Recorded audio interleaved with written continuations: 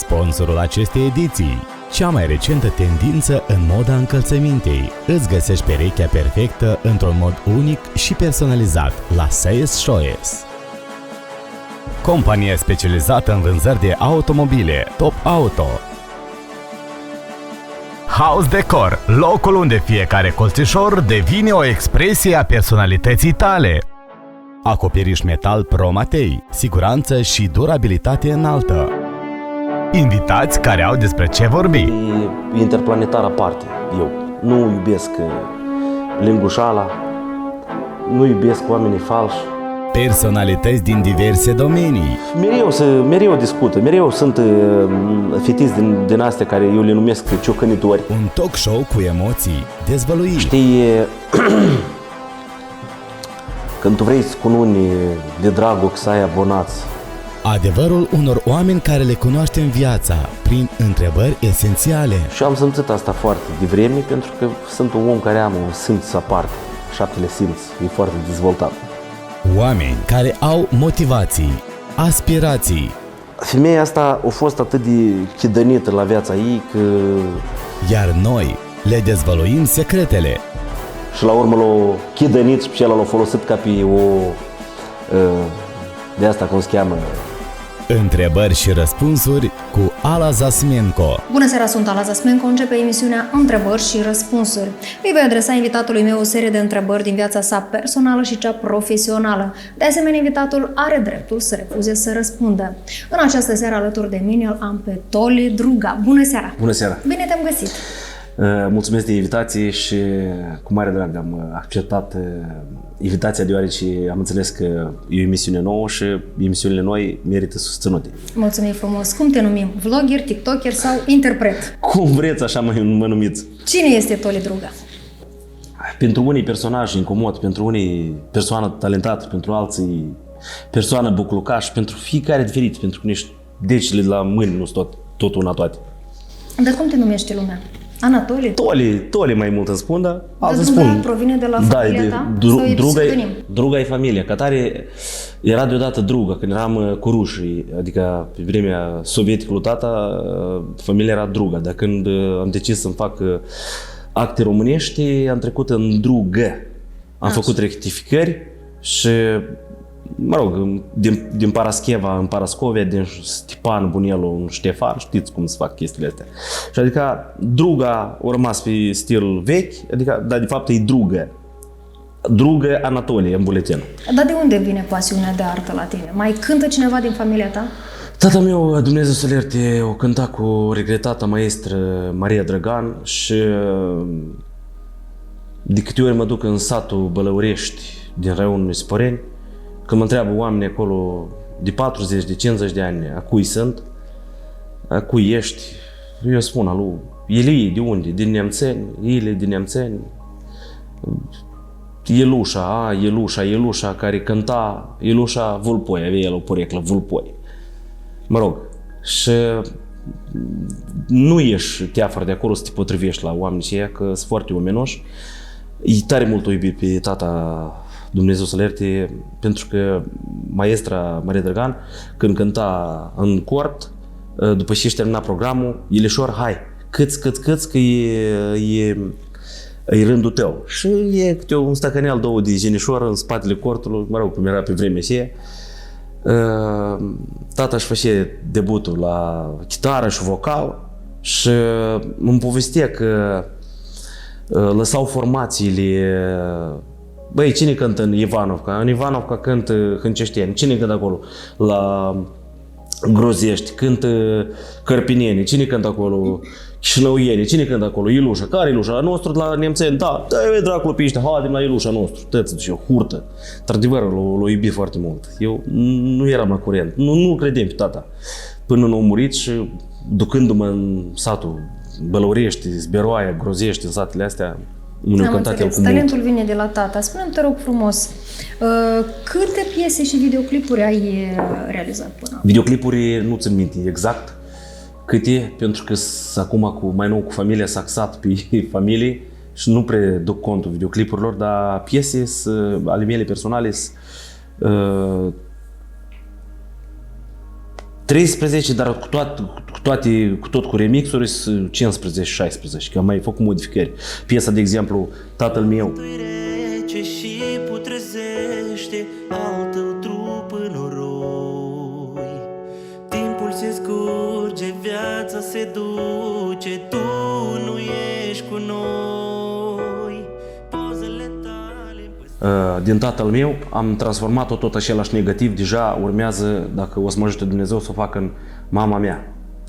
Tatăl meu, mama mea. Textul un pic e modificat, unele cuvinte au rămas și deja despre măicuțele care nu mai sunt, mamele decedate. Din toate videoclipurile tale, care e cel mai costisitor videoclip? Piesa Nu pot să uit și Nu pot să uit și Femeie între doi bărbați, cu o ieșit una după alta. A fost un proiect dublu. Dar în bani nu vreau să dau răspuns. Am înțeles, nu vrei să dai o cifră. Nu. La tine pe pagina de Instagram am văzut că ai scris așa: e ușor să judeci un om, dar e mai greu să-l cunoști. Ești judecat de oameni? Da. De multe luni sunt judecat pentru felul meu de a fi, pentru că sunt un fel de interplanetar aparte, eu. Nu iubesc lingușala, nu iubesc oamenii falși, iubesc dreptate în față și mulți evită astfel de oameni pentru că tu nu faci parte din turmă, din pleiadă. Atunci când tu faci parte din turmă, din pleiadă, tu te atragi într-un grup unde toți se unesc, dar de ce se unesc acolo? Pentru că ei au un scop comun. De exemplu, îl urăsc pe cutare sau pe cutărelul și ei își dau mâna unul cu altul. Mediocritatea își dă mâna unul cu altul. Tu cumva ai dispărut pe o perioadă de pe piața muzicală. De ce? Uneori trebuie să știi când dispari și când să apari. Dar asta nu înseamnă că eu nu cânt la evenimente. Dar acum am altă strategie. Nu mai cânt la evenimente și publicul. Azi mă duc acolo, peste 2 zile mă duc dincolo. Nu e ok. Tu singur îți scrii muzica și textele? Da. Din ce te inspiri? Din viața reală a unor oameni sau uneori mă inspir și din viața mea personală. Unele piese poți să le compui în 9 luni. Compui, ștergi, scrii, până aplici versurile cele care le simți că trebuie să le cânti într-o piesă. Unele piese, știți, ca la orice interpret, ca la oricine care cântă, și cred că și tu o să fii de acord, unele piese poate să prindă, altele poate să nu prindă. Asta nu înseamnă că trebuie să ne oprim. Dar pauza asta nu înseamnă că dacă eu fac o pauză, eu nu am activitate. Am activitate și în pauza aceea. Pur și simplu decid să dispar din mediul public, adică din jurul televiziunilor sau din cadrul televiziunilor, dar eu sunt prezent pe TikTok foarte des. Am înțeles. Recent te-ai căsătorit. Ai și un băiețel. Până te căsători, într-un interviu ai declarat că femeile sunt foarte geloase dacă sunt într-o relație cu tine și te citez. Nu știu, poate eu dau motive, dar uneori observ că și umbra mea e geloasă pe mine. Poate și băieții care sunt la mine în prieteni se vede că le este interesant ceva la mine. Ce crezi că văd femeile interesant la tine ca bărbat? Nu știu, eu de când mă țin minte, am ieșit din tiparele astea a unui om care e obișnuit. Mie îmi plac anumite, îmi plac anumite glume, îmi plac anumite chestii în viață care vrei, nu vrei, mă scot în evidență, fără să fie scopul meu ăsta. Vrei, nu vrei, ies în evidență, cu orice. Fie vorba că e ciorap, fie vorba că e șampon și vorbit șamponul acela, fie vorba că e scrab și vorbit scrabul acela și tot așa mai departe. O să discutăm și despre asta. Despre ce vorbesc, creez în jurul la informațiile care le discut o controversă. Soția ta e geloasă pe tine?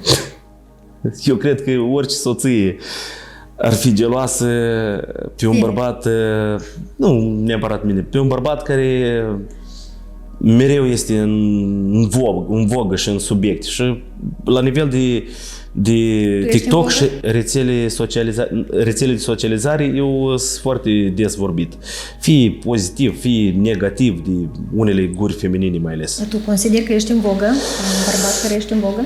Acum poate nu mai sunt, dar oricum mereu discută. Mereu sunt fetiți din astea care eu le numesc ciocănitori, care caută să te provoase, să vorbească cu tine ca să facă hype, urmăritori pe spatele tău, pe gușa ta, știi? Să hypănească, cum s-ar spune, moldovenește. Și caută ceartă și la urmă se filmează pe internet, de exemplu, se filmează niște bucățele, cum spune rusul, cu soașe, da?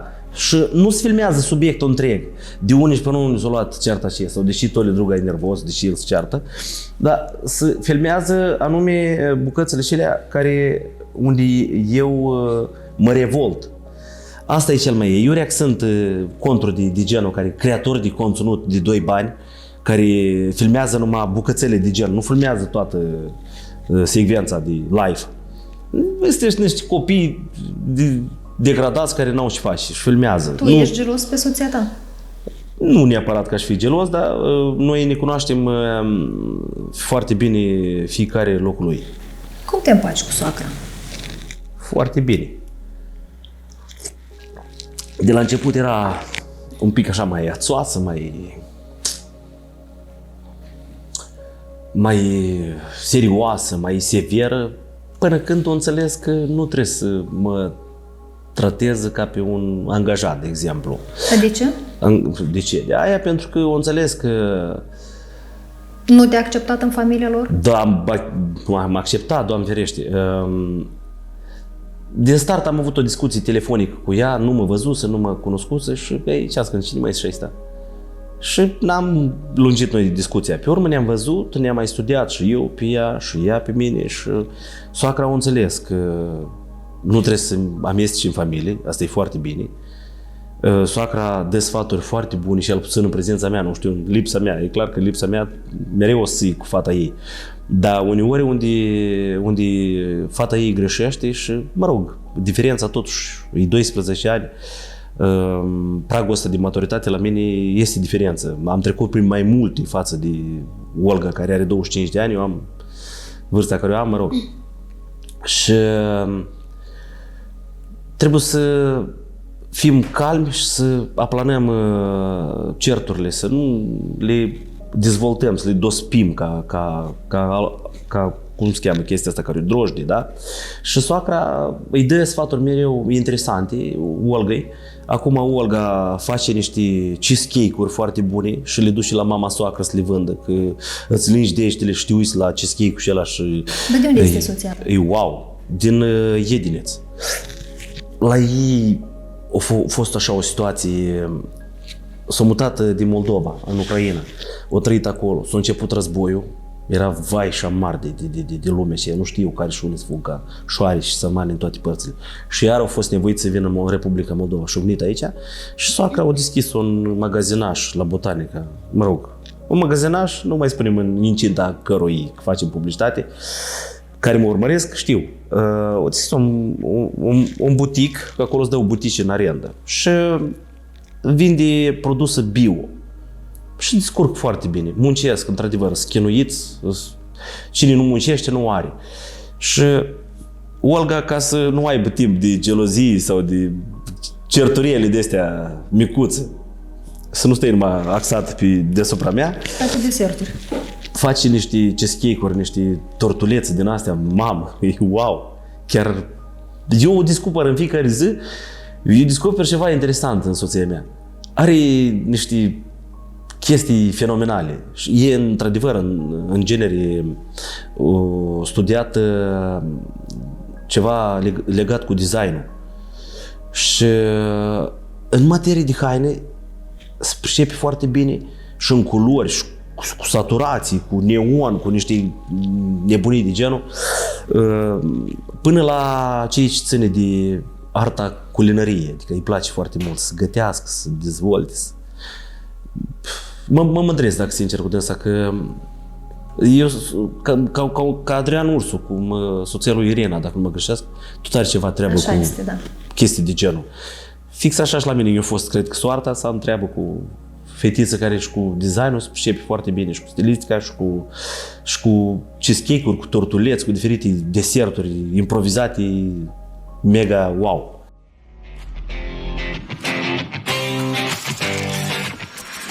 Acoperișul casei tale merită doar ce e mai bun. La Acoperiș Metal Promatei găsești soluții moderne și durabile pentru orice stil de locuință. Echipa noastră de profesioniști experimentați vă oferă servicii de instalare rapidă și eficientă, asigurându-ne că veți avea un acoperiș perfect. Contactați-ne acum pentru o evaluare gratuită și pentru a afla mai multe despre oferta noastră specială pentru dumneavoastră. Acoperiș Metal Promatei, partenerul de încredere pentru acoperișul casei tale. Bine, voi v-ați cununat anul trecut, iar cu nașii voștri ați făcut cunoștință pe platforma de TikTok. În special cu nașa ta, vreau să zic. După scurt timp de la cununie, voi ați rupt legătura. De ce? Ce s-a întâmplat? Știi, când tu vrei să cununi de dragul că să ai abonați și iară să hăipănești pe schinarea unui subiect sau pe schinarea unui om, relația când nu-i din suflet, nu durează. Și eu am simțit asta foarte devreme, pentru că sunt un om care am un simț aparte, șaptele simț, e foarte dezvoltat.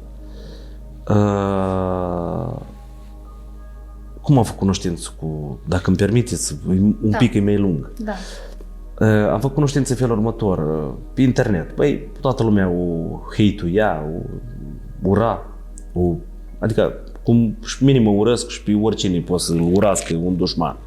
Dar în orice caz să ajungi tu, pe urmă mi-am dat seama, să ajungi tu într-așa o situație și să realizezi că la pseudonașa ta îi lista neagră full, trebuie, eu tot blochez multă lume, am mult hate, dar la mine încă nu-i full lista neagră, lumea încă face glume, băi, tu alea la tine trebuie și plină lista și eu trebuie și ca în tunel, am deblocat vreo câțiva și le-am dat voie și moderatori și când am intrat acolo, zic, Doamne, vrește acolo, e ca în tunel la tine. Nu iubesc, băi, intră la mine pe pagină, dar ai glume bune, nu proaste în program, cu simț, cu izul ăsta inteligent. Dar nașa, așa zisă nașă, m-a sensibilizat cum am acceptat eu să-mi fie naș. Că ea spune că eu am blat la dânsă, să-i dau colaj, să mă rog, să-i pup mâna. Niciodată nu a fost așa ceva și nici nu o să fie. Și Dumnezeu e martor. Mie nu-mi plac oamenii ăștia care umflă minciunile, le umflă, le doschesc. Ne-am început a povesti pe telefon, ne-am schimbat noi cu numerele, am început să ținem legătură mai de aproape, în privat. Dar cu dânsa nu prea vrea lumea să joace și eu pe urmă am înțeles mai multe chestii. Nu prea vrea să joace lumea, cu dânsa și jucam eu cu dânsa, mă rog. Asta e. Mă urăște și pe mine lumea, o urăște și pe dânsa, dar mă rog. Zic, lumea e de când e invidioasă și e rău. Dar atunci când ai o relație mai apropiată cu un om, atunci începi să-l descoperi, să-l cunoști. Și eu ce am simțit? Situații de genul lider, că vrei să mă suni, să mă monitorizeze ca la poliție, dar ce-ai făcut și eu, dar nu știu ce, dar nu știu cum. Dar înainte, Vroia să-ți dea vreun sfat. da, sfaturile astea numai în favoarea ei erau, care ne le dădea ea. Ei vrea, de fapt, am înțeles eu și vrea, pe urmă. Să o luăm de aici, de la faptul că noi vorbim la telefon pe WhatsApp. În fiecare seară îmi spune că mama mea cancer, m-a năușit de cap cu cancerul ăsta și la mine o decedat nașa părinților mei, adică în anii noștri, o decedat de cancer. Tata meu avea un stadii ușoară de cancer, ceva de genul. Cancer sub semnul întrebării. La bunica tot ceva a fost. Și adică eu mă sensibilizează tare cazul ăsta. Și vorbind la telefon cu dânsa foarte mult, sensibilizându-mă cu cancerul ăsta, mama mea are cancer, a venit odată acasă, s-a văzut multă lume, adică câțiva oameni care vreau să vadă, mulți se vedeau cu dânsa de dragul că să o cunoască, care vrea să facă abonat sau știi scopuri aveau oamenii și ies supărați pe mine că eu nu mă duc, că o veni și Târgoală, Bunelu, că o veni și ala. Dar tu n-ai venit și nu știu. Băi, parcă îmi spune inima, băi, nu te duci. Dar într-un final am zis, băi, descalc pe și își dă și inima asta și să mă duc până la urma urmei. M-am dus la dânsa și ne-am luat noi de vorbă. Băi, Anatole, și gânduri aveți, vă cununați, faceți vreo nuntă, vreo cumătrie, vreo și vreți să faceți voi acolo. Zic, ca să facem o nuntișoară și un fel de eveniment 2 în 1. Și cumătrie la băiet și un pic de nuntișoară, ca un fel de sărbătoare 2 în 1, eveniment. Eu nu o să-i spun nuntă sau cumătrie, dar e eveniment 2 în 1 care ați vei ca la nuntă, care ați vei să-și facă datoria de nani și tot așa mai departe. Ei, ne-o iscodit, cât ne-o iscodit, dar femeia asta are un fel de dar, de asta parcă e vanga, te tumănește, te zagaldavati, cum spune rusul, e caldun de asta care te e o vrajă din vorbe cele ei. Și până la urmă așa frumos s-a comportat la dânsa la masă, că dacă vreți, dar ești pe telefon în ce, dacă vreți, eu pot să fac o pomană, pot să vă cunun și nu știu ce. Să din așa? Da. Dar îți vede că femeia asta are un păcat foarte mare și are un blăstem pe capul ei și cred că cineva i-a spus că dacă îți faci pomană și cununi o pereche de tineri, blăstemul ăsta se iei pe capul tău. Nu vreau să o judec că n-are copii, dar Dumnezeu tot nu e fraier. Dumnezeu dă copii la oameni care sunt buni, care au o doză de bunătate. Dar femeia asta a fost atât de chidănită la viața ei că încât e foarte falsă și lingușitoare când știi să-și niște scopuri să le atingă. E foarte bine joacă rolul. Dacă ești prost și discrerat cu totul, ți-i descărcată bateria în creier, nu-ți dai seama că femeia asta joacă un rol. Dacă așa te uiți un pic dintr-o parte aia o leacă de școala vieții, deodată nu poți să-ți dai seama, pe urmă o descoperi. O cununat acum 2 șini, întinde mâna fațăriei de asta să le pupă mâna șinii și ea și i-a dus școlașii în drum. Suntem aici într-un sat, nu știu, negurieni, cărlăteni, corlăteni, cățăleni, nu știu cum se cheamă. Dar poate așa e moda la ei. Băi, dar asta e modă să-i duci colacul la un naș în drum, trebuie să-l dai în o gradă, să-l întâmpini. Da, la cât timp după cununii voi v-ați blocat? Unul pe altul. Dar nu a durat mult, vreo 2 luni, cred că. Motivul ar fi că te suna prea des. Suna prea des e una, dar eu am văzut, am simțit invidia ei, am simțit-o invidia ei cu că eu am treabă cu șamponul, mă mai sună câte un om, 2, 3, unul vrea un scrab, unul un șampon și pe dânsa o deranjat tare, poate și faptul că eu trăiesc într-un apartament, poate care e mai e casă, dar nu... Dar cum ai simțit asta, că a deranjat-o? Păi, cum am simțit? Am eu niște secrete aparte care... Cum simte când este invidios? Nu. Ce ai simțit la ea? Eu am simțit mult teatru și fățării de asta. Poate făcea datorie de nașă. Nu e așa. Dacă îți faci datorie, ascultă-mă, te rog frumos, dacă îți faci datorie de nașă, nu suni pe la schinare și încerci să combini șinul. Cum o încercat să mă combini cu moșneagul. Moșneagul să vorbească de rău, că a venit și-a luat o canistră de șampon și moșneagul să vorbească de rău, Ion goală de mine și la urmă l-a chidănit și pe celălalt l-a folosit ca pe o de asta cum se cheamă de pus la păsărele la femei, always, da? E ca așa, mă scuzați că vorbesc direct, dar mai bine mai direct decât să vorbești frumos și și l-a folosit și la urmă și acela a început a zghera și a urla în gura mare că ești așa și ești așa. Nu sunt relații, nici cu târgoală nu sunt relații, pentru că la un moment dat jucau. Ei amândoi jucau.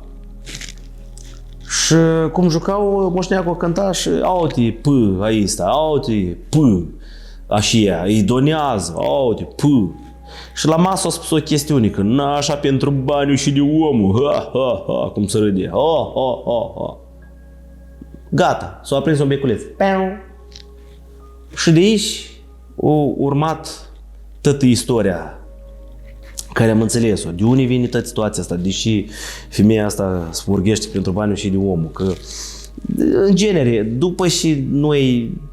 Eu am simțit și am spus, nașă, lasă-mă, te rog frumos, vreo 3 zile, e mereu subiecte să aibă și discuta în live. Că și nimie așa, au făcut cu și nimie așa. Păi stai leacă, nu mă suna în fiecare zi, nașă înseamnă că nu îl suni în fiecare zi să-l scormulești în fund pe șinul tău și să-ți dai raportul și nu știu ce și nu știu cum. Nu-i sens. Lasă și nu și ăla. Eu și cu cumătrii mei acum. Am niște cumătri care cu unii duc foarte des legătura, sufletește, omenește. Eu văd care trag la copilul meu, îi simt. Văd care de fățărie. Nu poate să fii tăți cumătri trup și suflet pentru tine sau pentru copii sau pentru, mă rog, ca un cumătru. Și respectiv de cei care se alături de mine ca suflet, ca cumătri, ca oameni, ca prieteni, poate unul îi dă cu paharul mai des, dar și ăla e mai sufletist. Ca alții care s-au ocupați cu al de afaceriști, al de oameni serioși, nu știu mai și. Sunt mulți, am în jur la vreo 20 de nănășei. Nu vreau să discut pe nimeni, dar vorbind așa pe departe, sunt unii cumătri care trag mai des la copilul, sună, mai întreabă. Sunt alții care își văd de treaba lor, dar eu nu îi judic. Omul, dacă vrei singur, trebuie să-l lași să trag la tine. Nu trebuie să tragi tu de genunchii lui și de gleznele lui că hai, dă, vină, fă. Copilul trebuie să-l tragă pe nam și nu. Da, dacă nu... e adevărat că voi ați dat icoana cu care v-ați cununat? Eu am decis chestia asta. De ce?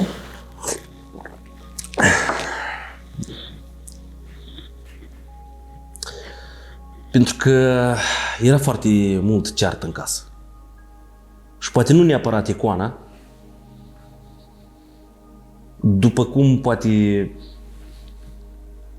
țolul și el de jos care ne l-a dat, belă și pușistei, când i-a scos ochii cu țolul și ăla și cu niște lumânări de 280 de lei, parcă i-a cumpărat Cristale și Swarovski și un ulșior care l-a cumpărat. Păi, ne-i dat, nu se poate ochii.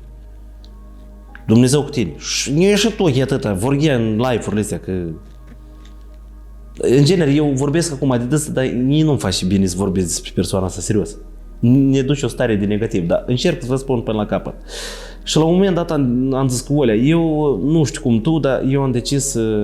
Dar și Olea zice, dădea niște apropouri de astea. Păi, noi trebuie să facem ceva să ducem toate nevoile astea din casă, că e jele. Și n-am dus icoana și ea că nu cred în Dumnezeu, dar am dus-o și am vorbit cu părintele care tot Era ceartă, scuză-mă, te întrerup, era ceartă între tine cu soția?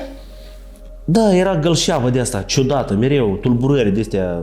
Nu înțelegem de la cine ne hodrugem unul pe altul, ne certam. Vrem să renunțăm, să ne divorțăm.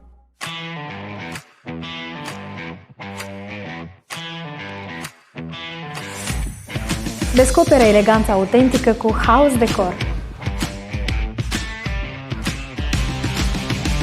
Alege calitatea și frumusețea cu House Decor. Toate elementele decorative sunt produse în Republica Moldova. Colecția noastră te va cuceri cu detalii fine și design rafinat. Adaugă un farmec aparte fiecărui colț al casei tale. Producem tencuieli decorative și vopsea pentru interior și exterior.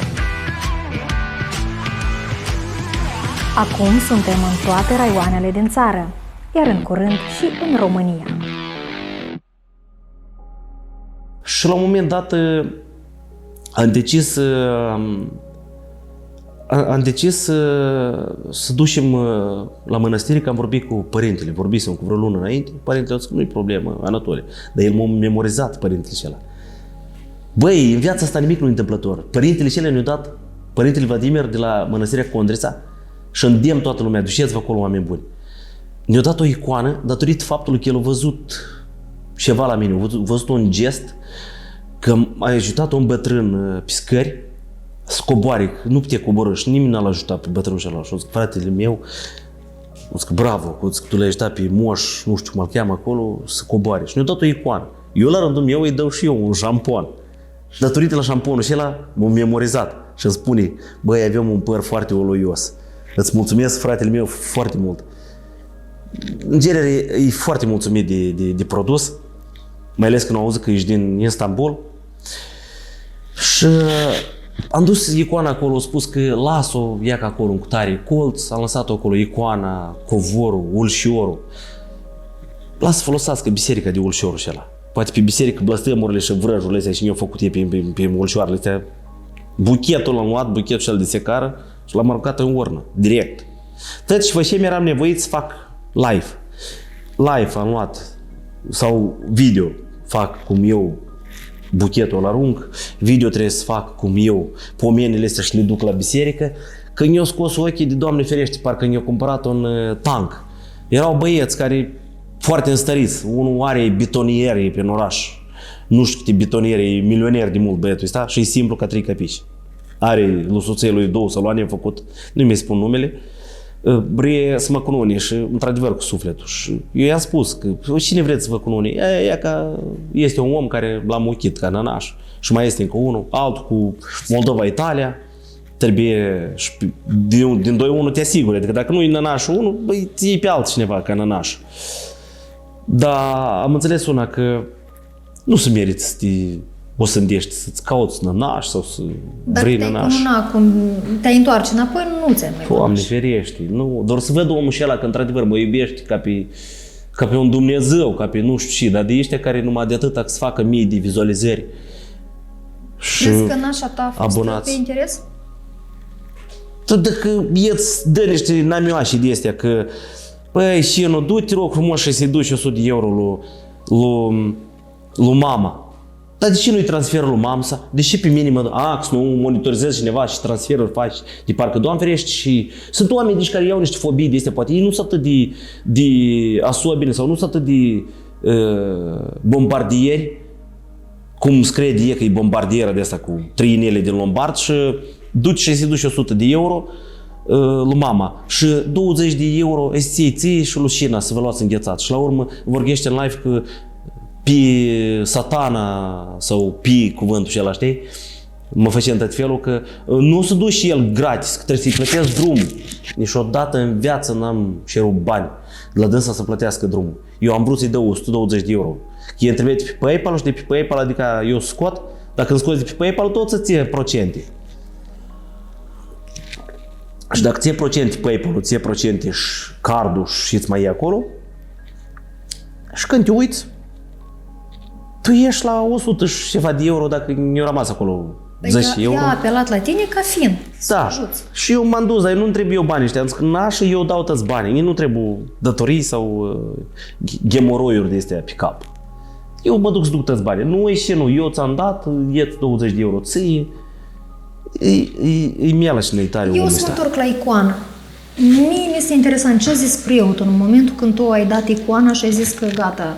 Pur și simplu a zis pune-o acolo și nu ți-a dat niciun sfat, ci Eu i-am de spus... ce face asta să te întrebi, nu? Nu, preotul a spus așa că nu ești tu primul. Și preotul din biserică de la Nemțeni tot așa a spus, că zic de părintele Serghei, unde am botezat copilul.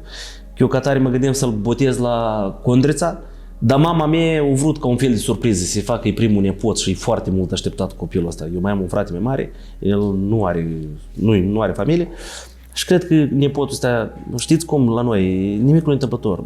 Mama lui Olga e singură, tata lui Olga a murit, tata meu a murit și-s 2 vădări.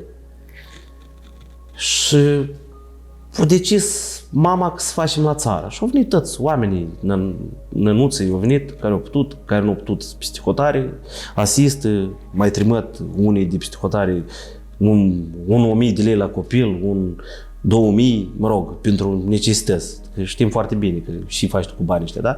Eu nu e rușine de-am să iau bani, nu ne-au trimis milioane, da? Oamenii trimit, că e șinul lor, din plăcere. Cu mătră Lenuța, Dumnezeu să-i dea sănătate și mai sunt niște oameni care... Dar unii pot să-ți dea niște hăinuțe și zic, hainele lui Nănuța, hainele lui Nana. Iarăși mă simt nasol. Dar cine pe cine a blocat primul? Tu sau ea? Eu am rugat-o foarte mult să-mi dea răgaz vreo 3 zile să mă odihnesc. Că soția mea era internată în spitalul numărul 1, lângă mall, vis-a-vis de mall. Și eu mă duceam des, îi făceam vizite, duceam ștergărele umede, banane, biscuiți și trebuie iaurt și spune medicul. Și în momentul ăla mă sună și când i-am spus că lasă-mă să mă relaxez. Dar eu îi dus în 100 de euro lui mamsa. Mă sună mamsa nervoasă, Dumnezeu să o ierte. Băi, Tolea, băi, o născut Olea. Dar cine mă sună? Dar cred că m-a sunat pe alt număr. Ia ca mama lui Nașa. dar tu și ești bărbat, că tu i-ai spus tăt, că e părât, că nu știu. Eu nu vorbisem absolut nimic. Eu numai i-am spus, i-am dat de înțeles lui nașa asta, bombardieră, că dar și nașa chiar nu te-a ajutat deloc femeia asta. Mama asta în Italia nu te-a ajutat deloc, că îi arunci așa ca la câini câte 100 de euro odată în 3 luni. Că măsa așa spune, că odată în 3-4 luni îi aruncă un os la... Ce să mai vorbești? Așa zicea ea de mama? Că, da, numai atâta și ne-a trebuit să o întreb. Și în Italia chiar nu i-a fost ajutată de... Coțchie, o stat și cu ginerile, o stat în casă, mamă s-au spus. O stat și cu ginerile în casă și am întreținut eu de la Israel o grămadă de bani, trimitem, măi, tu alea, băi, și-mi plânge, și-mi boșe femeie și ea. Băi, eu nu știam cum să mă duc și cum scăp mă rău dânsa. Era singură și căta vorbă și pe urmă nașa bogătașa, în ghilimele, bombardiera, îmi spunea că, băi, și nu du-te la dânsa, la mama, dar și eu chiar ți-i greață, să bei o înceaie acolo, să o titeni.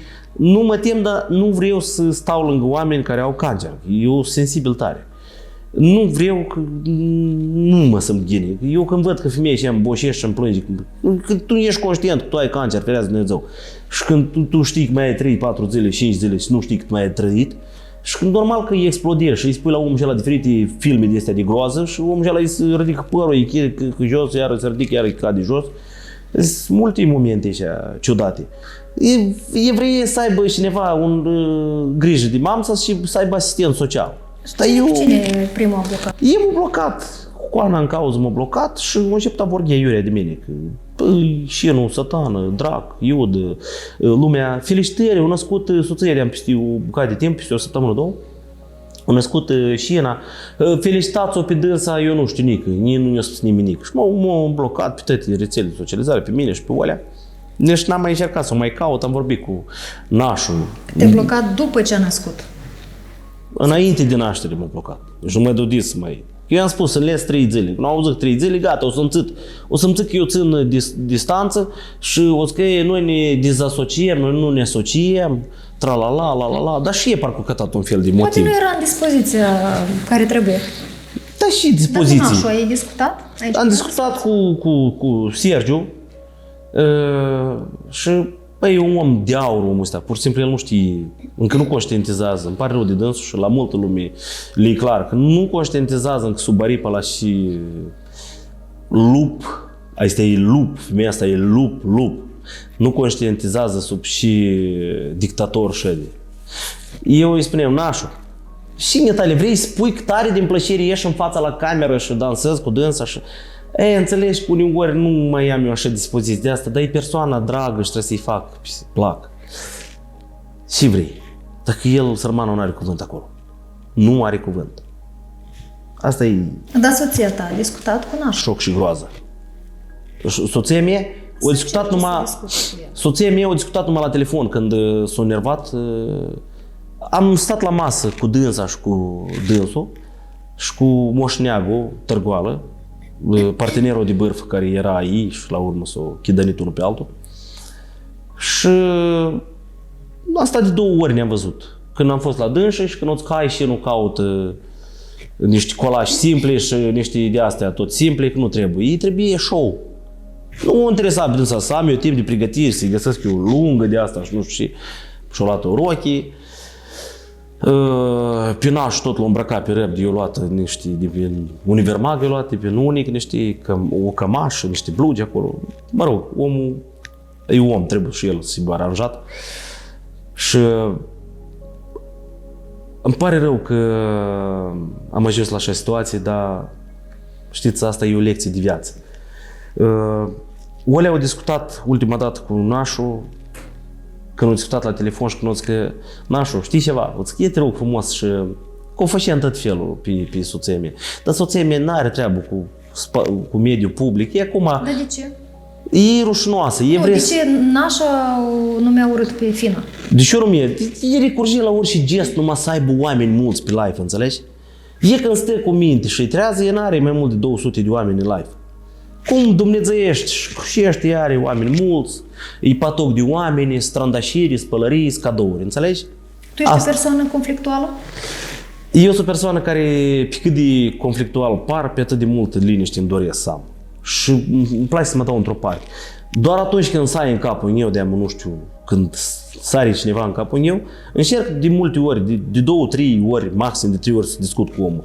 Dacă omul văd că el e tupoi, să mă scuz de expresii, eu încerc să-l evit. Dacă nu-l pot evita fizic, să mă dau într-o parte, să-mi caut de traiectoria mea, atunci sunt nevoit să trec la extreme.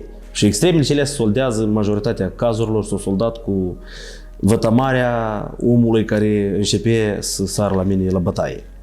Spune că din bătăuș, el era cu plângerea la poliție, că lua între coarne vreo 2-3, că la capitolul bătaie stau foarte bine și am avut multe cazuri. Câte 8 acasă au fost să mă bată. Crezi că TikTok-ul este de vină de tot conflictul ăsta? Care conflict? Cu Nașa sau cu ăia 8? Cu Nașa. Nu. În primul rând, consider că de vină nu-i TikTok-ul, de vină e însăși omul. Dar dacă tu ai interese legate de TikTok, ca tu să ai multă lume, patoc de oameni, și adă gurile cascate, să vadă și prostii mei faci mie asta, sau omul și ăla, și tâmpienii. Eu de asta nici nu joc la provocări. Eu mai gine cânt o melodie, o dedicație la un om. Sau fac o glumă pe TikTok, decât să joc la provocări, să-mi dau cu ou. Dar ce părere ai tu de TikTok, de această platformă? Băi, pe platforma asta pot să întâlni 80% numai oameni tâmpiți, dar 20% poți să întâlnești oameni care să te motiveze să stai pe platforma asta. Și eu i-am întâlnit. Așa și oameni care te invită la un eveniment privat, public. Așa și oameni care mă roagă să-i fac un produs, un damigeană de șampon sau o damigeană de balzam sau un scrub. Și el vine omul, se întâlnește cu mine, discută, ied la mine un scrub, nu-i milioane de lei. Dar oamenii se bucură când te văd în realitate, știi? Te cunosc și interacționează cu tine. Unii caută să afle informații din tine. Alții ești drag ca om. Alții au alte scopuri meschine. Alții... Diferiți oameni, diferite idei și scopuri. Tu câștigi bani din această platformă? Sunt unii prieteni care prea mult mă respectă și vin cu anumite cadouri la mine. Da, pot spun că câștig bani. Da, și sumii, că-s mari, că-s mici, nu sunt exagerate, simbolic așa. Tu aveai momente că stăteai în live pe TikTok până seara târziu cu femeile. Da. Ce zicea soția ta? Ea acceptă? Soția mea e în altă cameră. Păi da, dar ea acceptă asta? Dar nu trebuie să fie o acceptă, nu accept, pentru că până la urmă eu nu sunt un alcoolic și stau acolo pe TikTok în calitate de alcoolic. Eu stau acolo, comunic cu oamenii, discut cu cumătrii, cu cunoscuți, care tot așa cunoscuți, unul are nevoie de să-l ajut cu anumite acte, altul are nevoie să iei un produs, altul are nevoie de un cadou, o dedicație muzicală. Eu în multe dăți, când stau pe TikTok, sunt diferit. Nu ca om mă schimb, mă modific, dar sunt diferit, adică ca program. Pot să vorbesc, pot să fac glume, pot să vorbesc despre produse sau pot să fac dedicații. Adică la mine e divers, diversificat.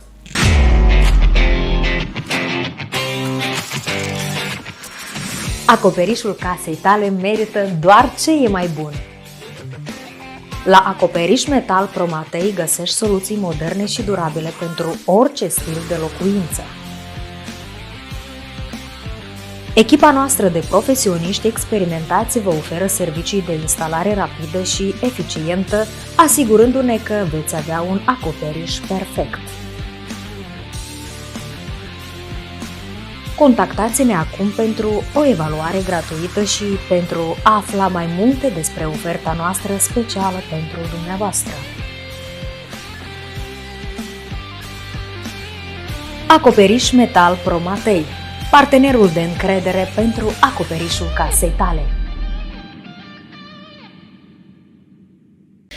Ai avut prieteni care din cauza acestei platforme ați devenit dușmani?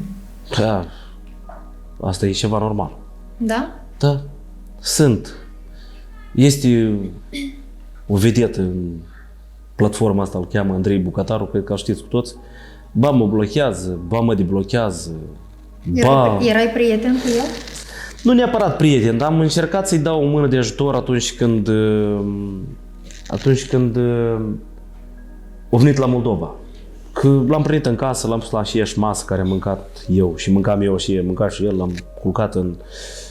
Și pe Ion Târgoală tot l-am invitat în casă și l-am culcat pe lingerie albă și pe Bucătarul l-am culcat pe același pat. În VIP i-am cazat, în camera unde, într-o cameră de hotel cu așa tip de panoramă, costă minim $100. Bună ziua, noroc, dar nu ai atragere sufletească față de oamenii ăștia care știi că se comportă în halul ăsta. La nivel de joc, pentru că toată lumea joacă pe TikTok la provocări, sau care joacă la provocări, care joacă să mai râdă unul de altul, care ha, hi, și mai vine cineva mai dă niște cadouri contra mea sau contra lui.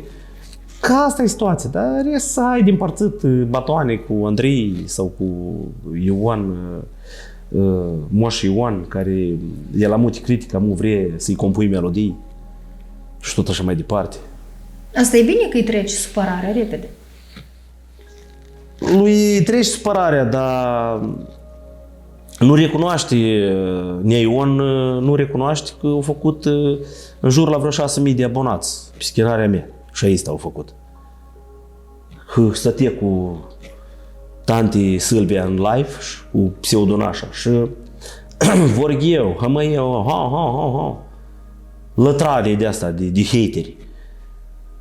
Și vorgheu diferite prostologii, numai că stă lumea acolo să privească, să aboneze. Cât mai multă lume, cu atât mai mult hype, cu atât mai mult. Tu te mai ocupi și cu vânzarea șamponului. Nu mă ocup în serios, dar e un tot ce ține de podoaba capilară, ce cu acest șampon? De unde l aduci? Nu vreau să vorbesc despre mai multe detalii despre el, pentru că, într-adevăr, el e un produs misterios care îl descoperă doar oamenii care îl au în casele lor. Deci cine vrea șamponul? Dar nu cine vrea. Cu volum la podoaba capilară să apeleze la Toledruc. Nu, el lasă ei oamenii de unde vor. Eu, la oamenii care mă cunosc pe mine sau stau la mine și mă ascultă și merg la riscul ăsta, în ciuda faptului că mulți vorbesc de rău, comandă și în Franța și în Italia, școlo și dincolo și oamenii, într-adevăr, se bucură de ce își primesc, prin colete, prin rutiere. Am înțeles. Bine, trecem la altă temă. În 2016 ai rupt internetul cu videoclipul care ți-a făcut numele celebru, apărând într-un videoclip cu ciorapul rupt. Tu ai spus că de fapt aveai o pană pe ciorap, iar oamenii ar fi înțeles greșit. Știi, Ce s-a întâmplat? trebuie să ai Era niște... o pană sau chiar era ciorapul rupt? Da, dar este o emisiune care, dacă o căutați sau dacă nu o căutați, pot să vă transmit eu. Să o atașați în interviu în cauză, Așa. unde acolo Anatol Melnic spune că dați zoom să vedem pana. O dat zoom, nu s-o mai înțeles. Fericiți în doi am fost când mă strângeai la pieptul tău, dar nu mai are Pană că e ruptură. Anume și trebuie să lucrez mult cu un om din România, am lucrat la ideea asta. Ce era? Zici ce era? Era pană, pentru că a doilea videoclip, dar mie nu mi-era rușine să spun că e rupt dacă era rupt. Deodată toți internauții s-au grăbit să vorbească și presa galbenă și tot așa mai departe. Dar în videoclip s-a filmat pene? Că era mare. În videoclipul al doilea. În prima serie a fost Nu pot să uit și după Nu pot să uit a urmat finalul. Femeie între doi bărbați. Tot cu aceiași actori.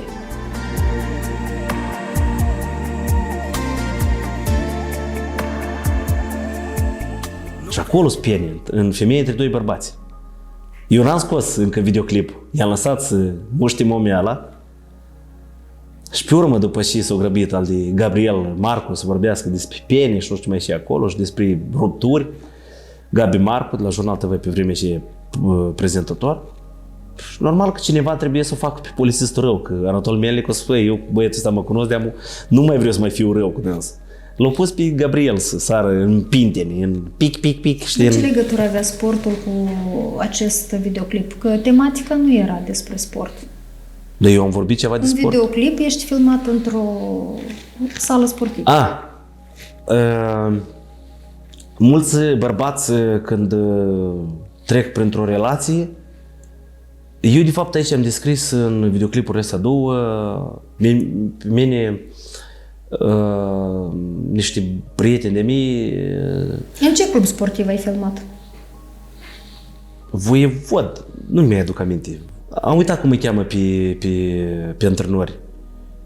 Nu a trecut ceva timp de atunci și avem un prieten care era halterofil și el a vorbit cu băieții ăștia de la sală și eu am descris situația a doi prieteni de mei. Da, unul din Vatra și unul din Cojușna, care au afaceri și la un moment dat soțiile lor i-au înșelat. Și au participat și unul și altul. Unul a participat la financiar, adică cu bani. Tole, hai, te rog. E ca eu spun pe ce a trecut și alcătuiește o piesă, fă ce vrei, scenariu, tu te ocupi de tot. Scenariu și regie și piesă și coloană sonoră și versuri. Și al doilea au plătit videoclipul Femei între doi bărbați. Și am născut piesele astea. Datorită lor. Eu n-am înțeles un lucru. În care videoclip era Ciorapul? Cu pană. În primul videoclip nu pot să uit. Așa. Și ce are sport cu asta, da? M-ai întrebat mai devreme. Dar Ciorapul cu pana e în primul videoclip. Ciorapul cu pana e în primul, dar într-a doilea, cum ne bătem deja cu pernele cu eroina. Înțelegi? Ți-a rămas cumva această etichetă pe viață? Dar nu mă deranjează deloc eticheta asta. Atâta timp cât e sănătos, Mulți te întreabă. dar nu mă stresez. Ei nici până la 60 de ani nu o să uite de ciorapul ăsta. Și asta e foarte bine, că oamenii memorizează ceva. Videoclipul tău a ajuns viral, iar asta ar trebui să te bucuri. Și cancan.ro și Național TV24 și mulți alții și de la Consomolskaya Pravda, de la toate ziarele mă sunau. Eu n-aveam timp. Eram așa pe val pe vremea aceea. Și trebuie să mă duc și în America încă să cânt. Dar despre asta povestesc mai târziu un pic. Dacă îmi permit să-ți explic ce are sport cu ce se întâmplă acolo, da? Da. Mulți bărbați se neacă amarul când se ceartă cu soțiile, cu iubitele și neacă amarul da.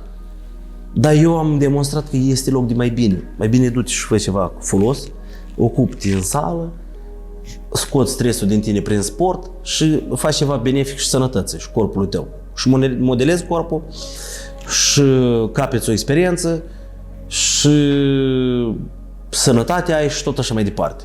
3 în 1, decât să ai sănătatea iurea și bani cheltuiți pe alcool. Mai bine dă bani pe sport decât... Tu crezi că ești o sursă de inspirație pentru alte persoane?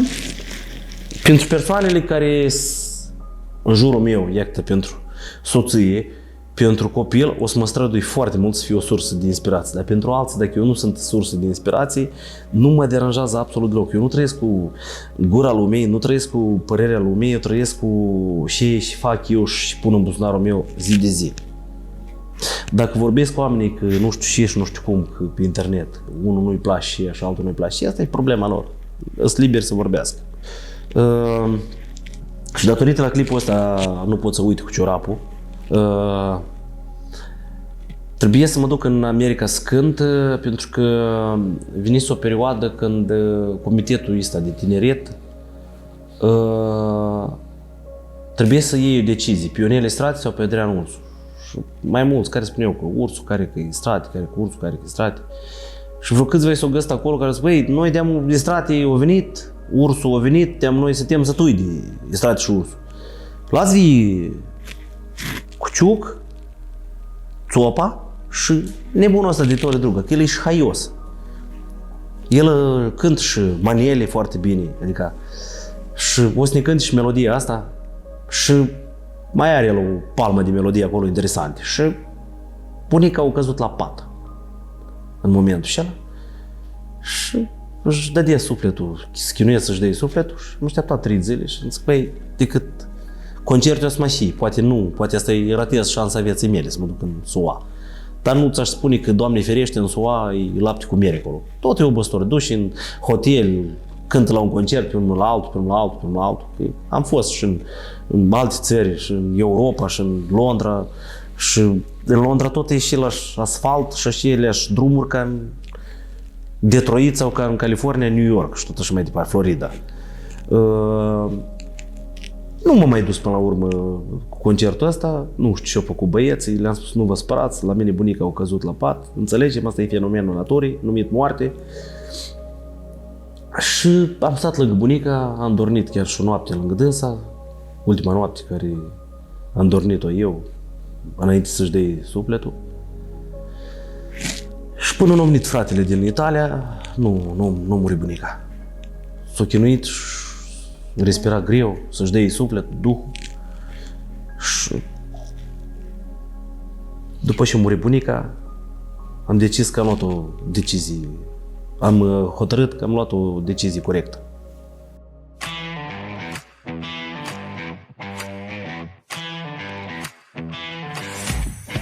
Descoperă eleganța autentică cu House Decor.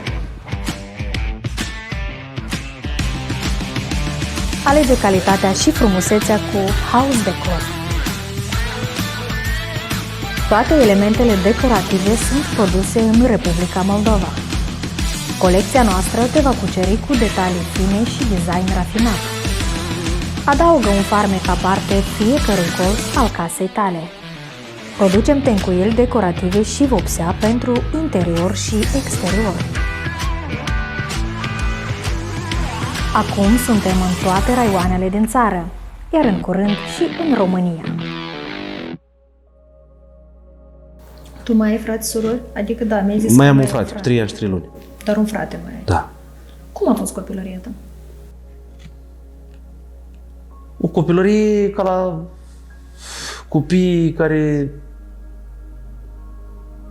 nici nu mor de foame, dar nici nu o duceau prea bine. Ai fost copilul care ți se oferea de toate? Nu. Din partea părinților? Nu prea cred. Erau vremurile astea când de la o bicicletă te certai cu fratele, poate prin prejurul căsei te fugărei cu pietre, arunca fratele mai mare poate după tine, tu după dânsul.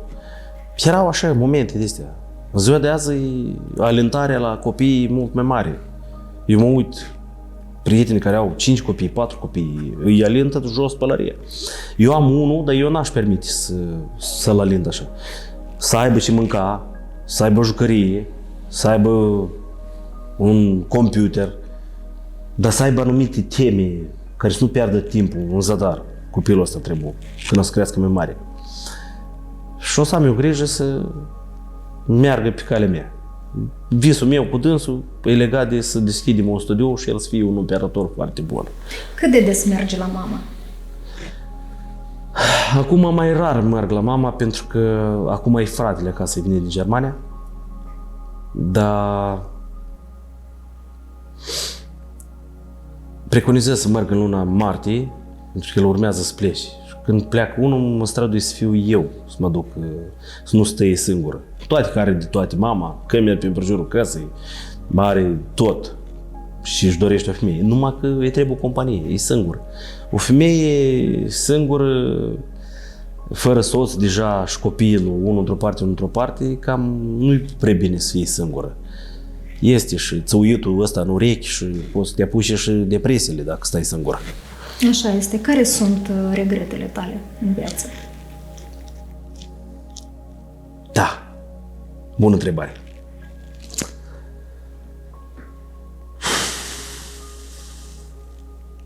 Faptul că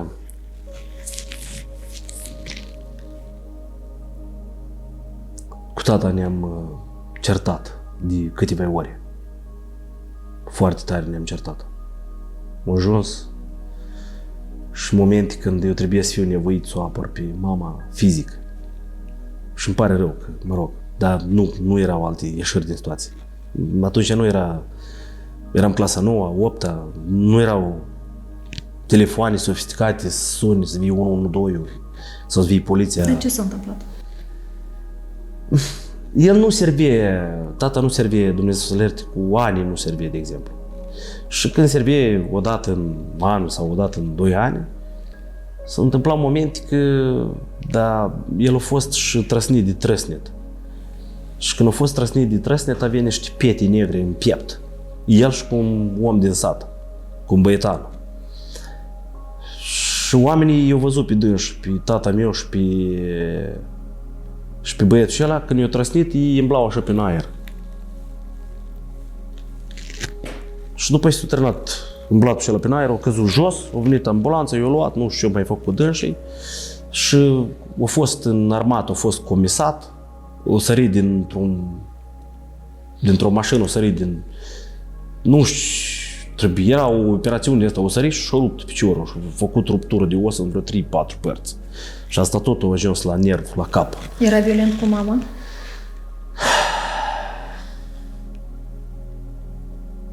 Spun că rar se întâmplau momente când erau și geloziile astea în familie, erau și gelozii. Era și momentul ăsta când servie rar, dar o lua câmpii.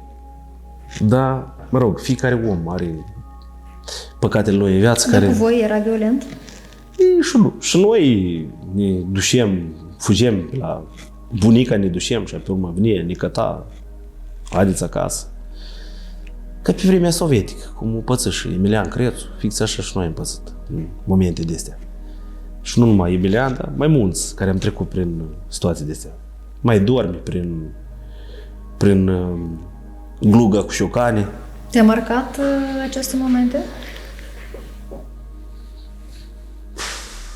Nu m-a marcat fizic, cât psihologic un pic.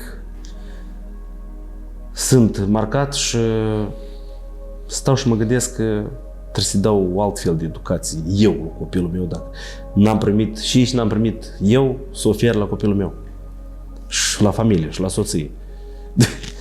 Chiar și astăzi când am venit la tine la interviu, soția mea nervoasă, s-a dus cheikurile la mama ei, la botanică, la magazinaș, vine nervoasă și pe parte eu înțeleg. Sunt un om care foarte bine înțeleg.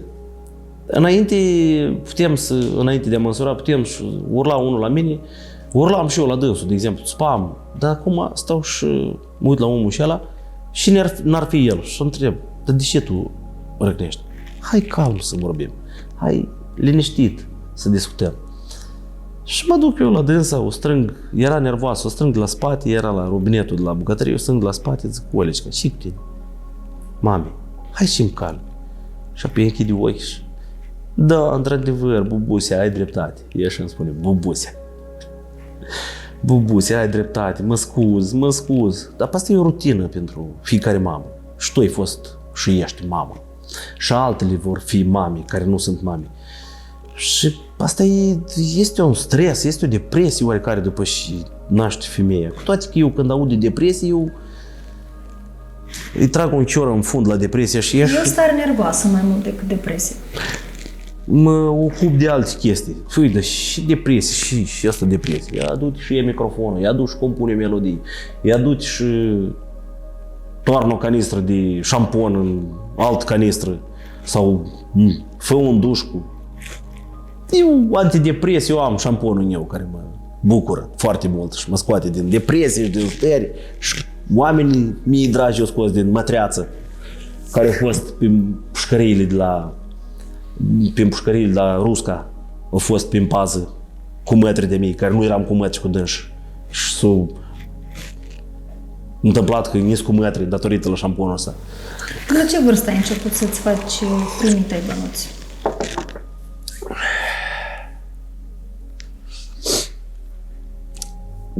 Avem vreo... de la foarte fragil de vârstă. Mama mea a lucrat la școală, la upcipit, cum spunea înainte. Și nici era rușine că ei vindea pirojoașe la colț cu 25 de bani și cu 50 de bani. Au mâncat foarte mulți copii din mâna ei. Și avea un salariu de cacao de 500 de lei. Și de multe ori vrea să lep de lucrul ăsta. Și întreba primarul, Timofei Afanasievici, dă-i ceva în viața asta, dă-i să fac mâncare la copiii ăștia, eu și să fac eu. Și nu mă tresează, fă din ce n-ai, dacă nu te dau afară. Dar el avea alte candidaturi neamuri de lui, cu mătrismuri, cum e la moldoveni, prin el. Era un specialist foarte bun, mama mea, în domeniu, în bucătărie. Să te duci tu 6 frați, tu a 6-lea, tu și mai mare, ai grijă de tăți, ștergi la fund, fă-le mâncare și să te trimată tata și mama să te trimată la învățat cu o lingură și cu 3 rubli și s-a dus săraca cu o lingură și 3 rubli și a devenit om că făcea mâncare la tot școala și când erau zilele la profesor de naștere și la director trebuie și lor să le stai smerna în fața lor. Și cât i-a ajutat și cât i-a susținut și la urmă unii profesori. Asta să-l ajutăm la examen și nu l-a mai ajutat pe fișorsul, nici pe mine, nici pe fratele. Fratele era într-o clasă cu unul, Mihail Cliuțchi îi spune, râjii. L-a luat la ochi pe ăla, numai bazaconii făcea copilul ăla, roșcat, râjii. Numai bazaconii făcea copilul ăla și din cauza lui... Și fratele era prieten cu ăla și de-aia era și el în gașca și lua de rău. Și mă lua și mine de rău. Și învățam, mă punesem și la chimie și la matematică, pe carte mă punesem și colegii mei îmi spuneau, băi, Tulea, tu trebuie să meriți măcar un 7, măcar un 8, dar tu ai pus 5. Sau 6 ne-a pus nota, ceva, 6 sau 5 nota. Dar uți măcar un 7, măcar un 8. La cum ai răspuns? Tu azi activ, ai răspuns, formule, dragi, nemți. Păi și am scris la dracul de învățătură și eu nu sunt motivat. Și m-a lăsat pe tânjală că profesorul și ea, este, nu-i. Pe mine școala nu mă...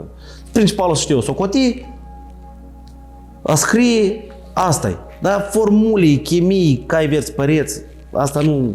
Te duci la benzinărie și spui H2 și oboghiț și așa spune 10 litri de motorină în bac. Nu, trebuie să fie socoti elementarul. Dar cu ce te ocupai de zici că făceai bani de la o vârstă? Îți spun, mama mea stătea povăreasă acolo, Smirnă, la tăți directorii ăștia și făcea și pirojoa și ne era rușine. Zic, mămic, și vinzi tu la colțurile astea? Dar așa era moda, așa trebuie să iasă bucătăreața, să vândă, să facă în fondul școlii bani. Nu știu și metode de astea prostești. Și până la urmă cred că din bănuți și care vinde cu 50 de bani și cu 25 de bani, un pirojoc, cred că tot din banii și ei dădea și pensia și mai punea cineva în buzunar banii și ei. În fine, ăsta pensia, salariu, scuzați. A treia oară când i-a dus la primar, că era un primar de ăsta care a distrus colhozurile, sovhozurile. Dați pământul că dacă nu valia nu știu cine, 100 de lei sotca. Și amuia e 100 de euro sotca. Nu mă adresează iarăși, fă de șinai. Odată, nu cu toată afară, dar ia știi ceva, ia scriu eu cerere de liberare, mă duc eu din sistema asta. O lua 500 de lei și amărâți, pe vremea și ea, și din 500 de lei și o torbă de asta țăgănească, cum se filmează Valera de la banca de bănci, cu torbă și țăgănească, era 2 lei și ceva de drum atunci, 2 lei 50 și motorina tot era vreo 1,50 lei litru. Și s-o pornit la Chișinău și cu 500 de lei a fost și geantă tăietă și furată și nu ce-a dat săraca mama. Să te furi de mii de lei, să te furi, marfă, portofel, telefon. Și o lupta foarte mult. Eu eram lupșorul care fizic, cu putere o ajutam și ei mă susținea și pe mine mă susținea, eu o susțineam pe dânsa și au venit niște vremuri când am un coașe de eu împrumutam cu bani. Trebuie 6.000, 10.000, 12, 20.000, 30. Să-i dau să cumpere marfă, dar eu i-am spus că ia, știi ceva, eu nu sunt de țâță, fratele tot se descurcă, termină cu pipradai și o figă ai, știi? Că să dai tu pe datorie stânga și în dreapta la toți oamenii de prin toate satele, tot nu e normal. Să te duci să te iei la harță, să te sfădești, să te cerți cu dânșii. E țiganski variant. Și să ai tu o grămadă de bani, datorii. De unde ești de Baștină? Satul Nemțeni, raionul Hâncești, lângă Vama Leușeni. De la Vama Leușeni până la mine, la poartă, sunt 15 km. Îți mulțumesc foarte mult că ai acceptat invitația mea din această seară. Te-am descoperit și pe tine, așa cum am descoperit și ceilalți invitați. Îți dorim succes, sănătate familiei tale și poate să te împaci și cu nașii. Da, mersi frumos, dar așa urări să mă împac cu așa femeie niciodată în viață. Succese! Mersi. Aceasta a fost ediția de astăzi, întrebări și răspunsuri. Ne revedem săptămâna viitoare cu un nou invitat și noi întrebări. La revedere!